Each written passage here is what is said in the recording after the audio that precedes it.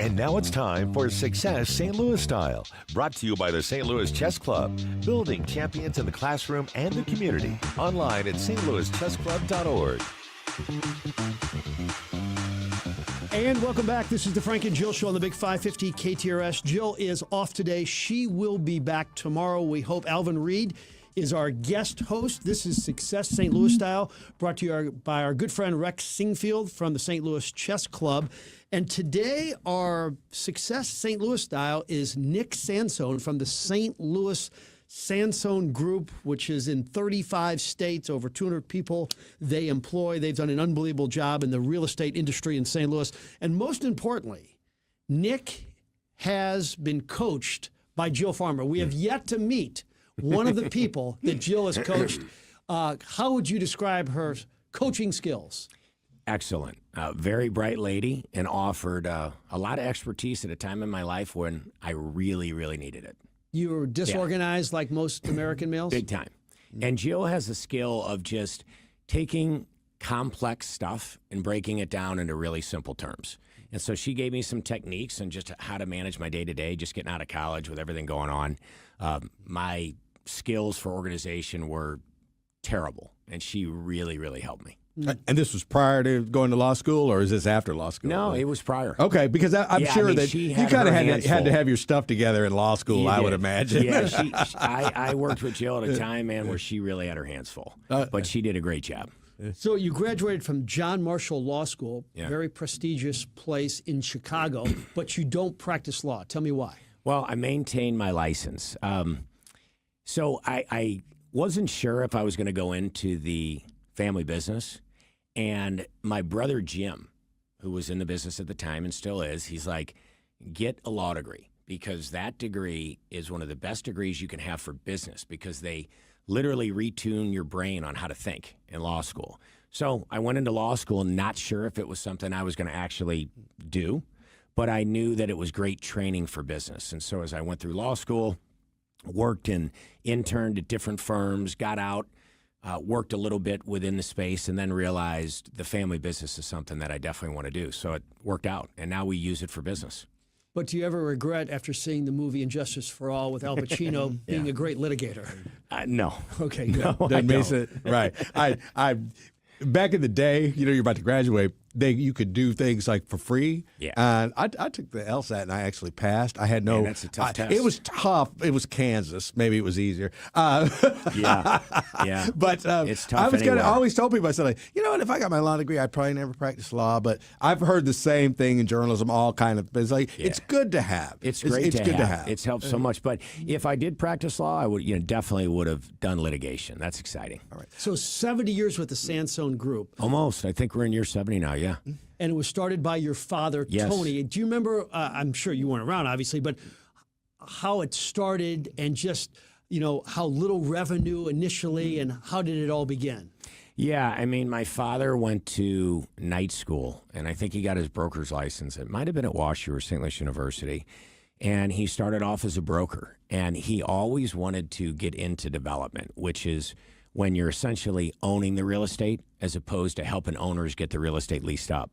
And there was a deal in St. Louis that he was the broker for, and it was the first target that came to St. Louis, and it was off of, it's still there, off of Manchester and Baldwin.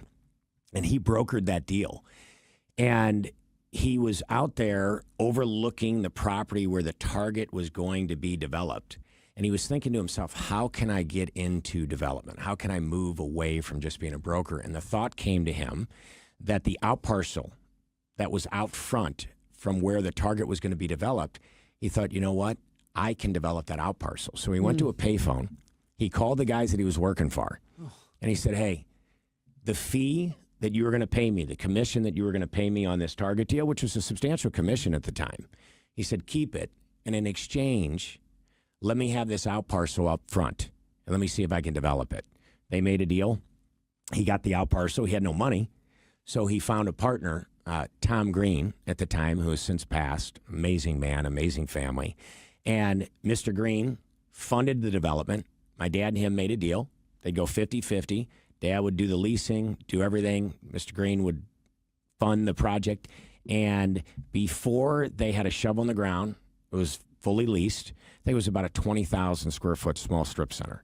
And from there, they took the profit, rolled it into another one, and they kept doing it. And that's how he essentially came from, being a broker, getting into development. And it was a belief in himself, having the right people in his life at the right time to get the things done that he couldn't get done, and then just making it happen. Well, that is gutsy. It was gutsy. Well, I mean, that's But how. that's the belief in That's yourself. the belief. That's how entrepreneurs are. The thing that I said, I always have to be paid. I always say, like, I'm not the guy to pay people. I got to be paid. So, I understand. So when I moved back to St. Louis, my first job I was managing editor of St. Louis Commerce Magazine at Regional Commerce and Growth Association. Yeah. So your brother was on the Yeah, I think it was board. Tim. All right. Yeah. Tim was sharp, man. Very. Boy, Tim, He is smart. He was sharp, and he was always just like, man, he was always just dressed immaculately. Yeah. You'd have these meetings at 8:00 in the morning at not the St. Louis Club, but the one that's on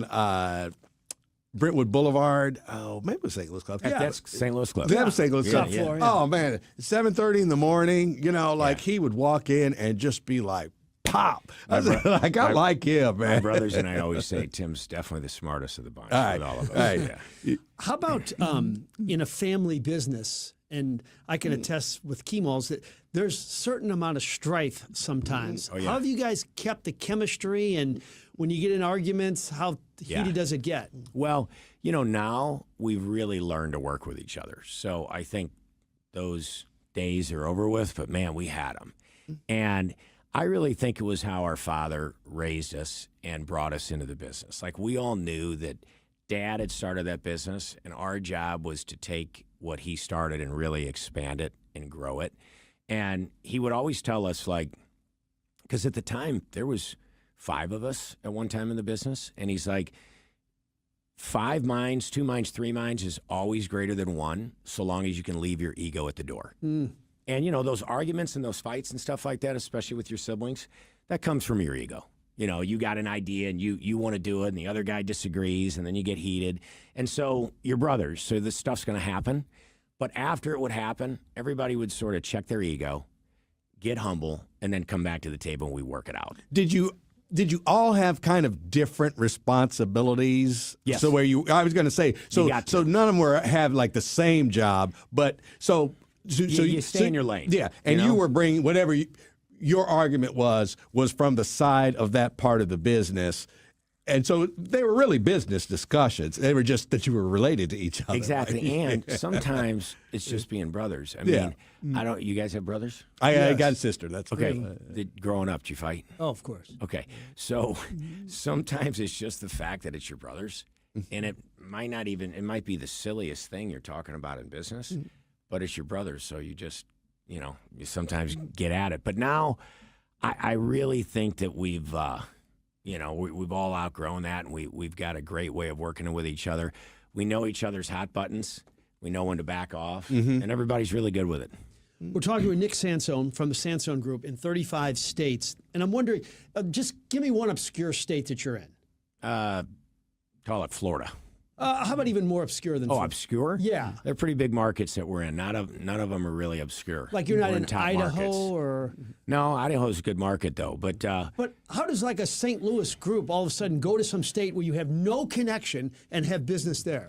You have to have people on the ground within those markets. That's the key. And so we have now, I think it's 10 guys that are spread out around the United States that work on our behalf. And their job is to go out and find opportunities for us. And those guys, the guys that we have working on our behalf, they're awesome. They're development guys. They've established a lot of relationships within those markets. And so that's how we've been able to tap into those markets, is you got to get the right people. It's all about the people that are on your team. And if you want to expand somewhere, and even if you want to get into like a new line of business, get somebody that's an expert in that business that fits in with your culture and team up with them. Okay, mayor calls you and says, like, all right, you're the development guy. Your Say firm. that again? The mayor calls you in the city. Yeah. And, and she just says, like, okay, I'm putting you in charge. Yeah. What's the first thing you do for downtown and developing? Oh, man, that is a tough question. I'd love it to merge. Okay. I'd love the county and city to merge. All right. And I know that that's probably a pipe dream and something that's not going to happen for a long time. But, man, there's so much division within the city of St. Louis between the different districts and the different sections that I think they're all treated like mini cities. So it's tough sometimes to get anything done when it's almost like working with 20 different cities within a city. So I think if the county and city merge, I think for so many different reasons, it could be a huge success. I mean, that means a lot to hear it from you. I'm, Yeah. Being a Kirkwood person, I'm like, oh, that blah, blah, blah, blah. But I just don't know if it would ever happen. And I feel the same way. You But know? I know that I'm leaning on past thought. And it sounds like you're thinking future thought, and that's probably a better thing. Yeah, and obviously school districts are very, very important, and security and police and safe streets and things of that nature. And so, those things have to improve, I think, in order to really get the bodies there. I want to follow up just on the education aspect of it. It sounds like even though your dad started the business and the opportunity was there, it sounds to me like he made y'all get in them books too, right? He was big about that. Okay, it seems like he was it. big about that, and that came from his grandma. They were immigrants from Italy, and his grandma. He always used to tell us this. His grandma would say to him that in the old country, which they referred to as Italy, there, if you get an if you're born poor, you die poor in the old country, but in this country, in the United States, if you get an education, you can be and do whatever you want. And so he was very big about that, and my father didn't have much education. They didn't have the means to do it, and they were just getting by however they could. But for us, he was very big on that. One of the things that he demanded for our business is that he made an exception for Jim and I both having law degrees, but he wanted each brother to have a different expertise when they came into the business, kind of like you said, everybody working on different things.